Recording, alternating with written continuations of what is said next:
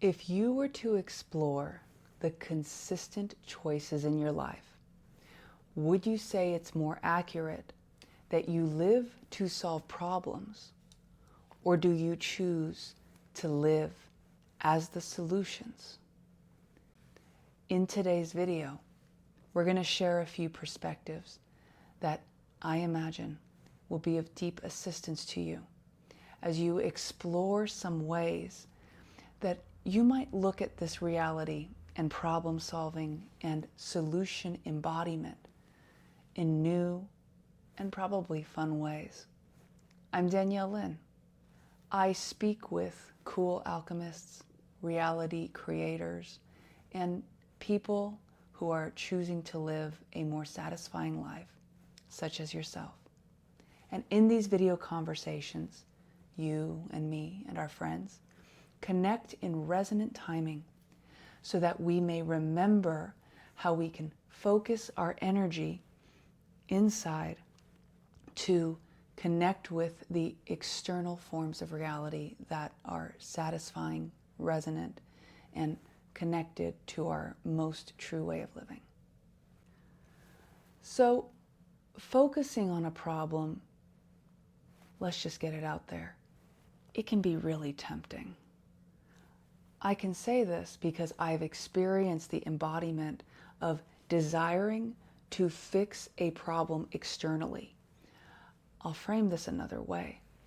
When there's stuff going on in our lives, and especially stuff that feels very important to us, it can be very, very easy to allow ourselves to give our focus towards the thing that's happening and then the things we think we need to do, or the things that we think we got to figure out in order to avoid what we perceive as negative outcomes and lean towards the outcomes we think are positive. What I've found in my own life is the state of problem solving inspires a pattern within us that seeks to continue to problem solve. Now that might sound wonderful. From another perspective, what does a problem solver need in order to be what it is? It requires a problem. So what that might mean on another perspective is once you arrive at a solution for a certain problem and the problem solver mechanism in you doesn't have anything to chew on, then it might feel inspired some way or somehow to place itself, and in this case you and your life experience, in the path of other problems that it can solve. Now, for some people this might be enjoyable. That's wonderful. Then you're living a satisfying life already. But for others, this might not be quite the iteration of satisfying life they were imagining. And perhaps they were approaching the problem-solving way of life because this is what they thought they needed to do in order to be who they were or who they thought they should be, and to have the things that they felt they wanted. One of the greatest mind tricks that we can play on ourselves is believing we need to do things that are out of alignment with who we genuinely are in order to be or have the things we genuinely want. At a deep, deep, deep level, what that is saying, when we believe we have to act out of alignment to have things that we believe are in alignment with us, is we are saying on some level that, quote unquote, I believe that I live in a reality where I cannot have the things I want while being in alignment. That is a heavy thing for a psyche, for a self, for a higher self, whatever place you're operating from. That is a heavy thing for a self to process. And of course, one might feel very discouraged or despondent in life if there is a subliminal belief or choice structure that perpetuates this. Now, what we are doing when we are highlighting these possibilities is we're not doing that to engage in shame or blame. All of this is, from another perspective, quite fascinating. How interesting that we are so multifunctional and we are so powerful at creating that we could believe that we are so not powerful at creating. It's a very funny paradox, one might think. And if you find yourself at this juncture, and perhaps the joke is currently lost on you at the moment, that's all right. Here is a way you can go deeper with this perspective to, if you like, shift from moving in the way where you're attempting to solve problems in life to attempt to reach a place where you're finally feeling happy and fulfilled and joyful, to simply aligning with yourself in a way where your moment-to-moment way of living is the embodiment of the, let's say, peace, love, joy, fulfillment that you would like to experience. And we're shifting it from projecting it at a future time to bringing it right here in who you are, as who you are in this moment.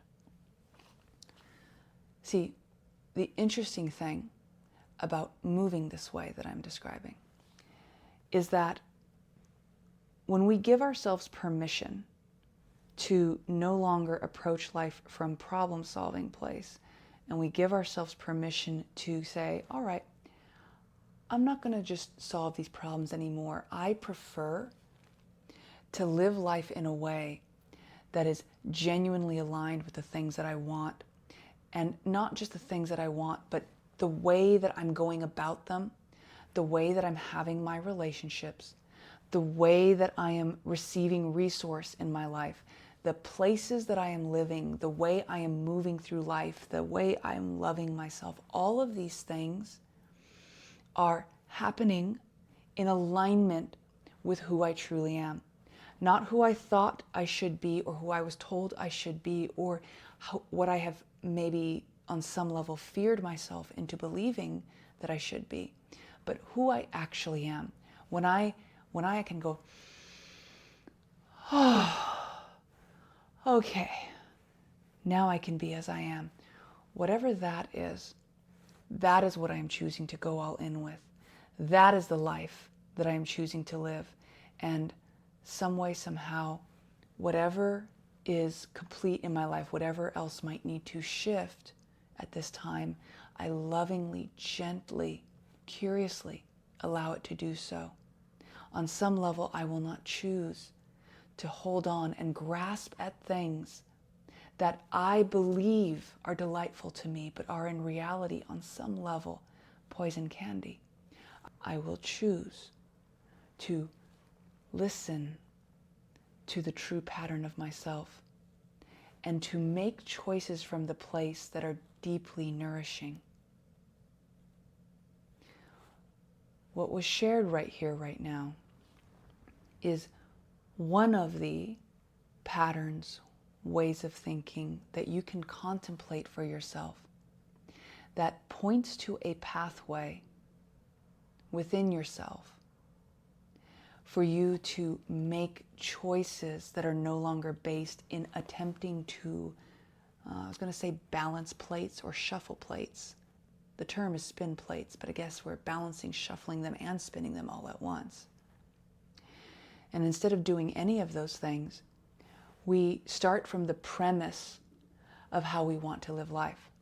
Because everything that we want to create out there is really on some level about how we feel, how we imagine we will feel about it once we have it. So when we attune to that state now, when we attune and we commit to operating and making choices from the state of, I trust myself to moment to moment to moment to moment, guide me towards the yeses and the nos that are going to resonate with more of that showing up in my life more consistently, then we can navigate ourselves from wherever you are now, because I'm not suggesting that if you are in a place you feel very miserable about, that you must pretend that you're not miserable. What I am suggesting is that if you are miserable, to listen to yourself, to be really honest with yourself about what you're feeling and where you're at, and then be as non-judgmental about it, and then be curious, and then look at it more like, I wonder what I need to believe in order to perpetuate being here. I wonder what I believe is more important. What belief am I upholding that is more important than anything else that I say I want? Because we can only perpetuate in a certain place if we choose. And I'm not talking about your external things in reality. I am talking about the way you are being. Because even if your external reality has a lot of momentum that you might perceive as negative or undesirable, as you give yourself permission and consent to embody a certain curiosity, playfulness, willingness, or if you can't do playfulness at the moment, I'll even reframe that. If at the moment playfulness seems far out of reach, perhaps you can just simply start with, all right, then what now? Then what now? What else might be possible? Because you see, my friend, a perspective I will offer to you is, even if it feels like you are retreading the same ground, when you have new insights and perspectives, it's like adding new equipment, new wings, new ways of navigating a otherwise similar path. The path itself may look similar, but the tools and the resources and the awareness and the sight you have may be different. So I invite you to consider that rather than presuming that where you are is the same place that you have been, rather that in every single moment there is potentially a new opportunity, a new way of seeing, a pathway that has opened that was otherwise seamlessly integrated into a wall you have walked by many times before, but now you have the new perspective to see it. And so rather than feeling that you're still stuck in a place, you might see it more as, due to the cyclical nature of life, I am afforded many opportunities to see the same thing in new ways, which opens up new paths and possibilities.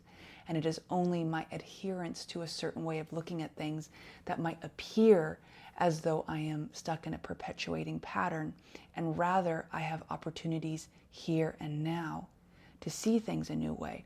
And it's all right if I don't. I can simply be curious. And if I don't know what step to take, I can, again, be curious and just start asking myself, well, what would I like?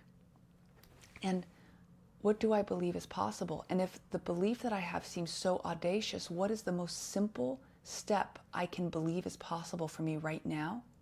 And then how can I align my entire will to connect with it? Because by golly, if there's something you want and you feel that you're not giving it to yourself, maybe the question to ask is, what needs to align in reality? How can I breathe the winds of change into my reality so that all my sails may align? And if I don't feel like moving in that way, then maybe this isn't what I truly want. Or maybe there is another way to see what I truly want. And so, my friend, I offer for us in today's video, because boy, we wiggled in there good. I offer for us an opportunity to consider that rather than approaching things from attempting to problem solve them, that you might allow yourself the grace of trusting a deeper sense of wisdom within yourself that is truly attuned to your well-being. And even if there may be some layers to explore as you reach that point, that if you approach it with a sense of lightheartedness, not that you've done anything wrong, but simply from a place of, that was interesting, now what's possible? Then perhaps you may start to see with more and more clear eyes. My friend, if this video has been of service to you, I invite you to like, share, and subscribe. And please do feel invited to comment if there is something you'd like to share, an experience you had with this video. And if this video has seemed like a lot for you in one go, that's all right. There were many shared resonances here. If you feel inspired, if this was feeling very wonderful and attuning for you, then you might tune in again and have another listen and just receive it from a place that is natural and resonant for you, so it can integrate in some new ways. If you would like to go deeper, there are some links in the description. We have the Flow book and the Alchemy Lab. And in all cases, it's been a great honor to talk and connect together. And I look forward to our next conversation.